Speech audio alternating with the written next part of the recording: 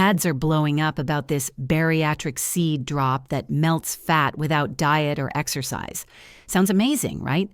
But is it actually legit or just another scam? I took a closer look at Bari drops, and here's what's really going on. The main ingredient is Moringa oleifera, which does have some nutritional value, but there's zero solid science showing it causes major weight loss. Plus, the company makes huge claims without clinical proof, and the product isn't FDA approved. Real users report mixed results. Some saw no change. Others felt side effects like nausea or headaches.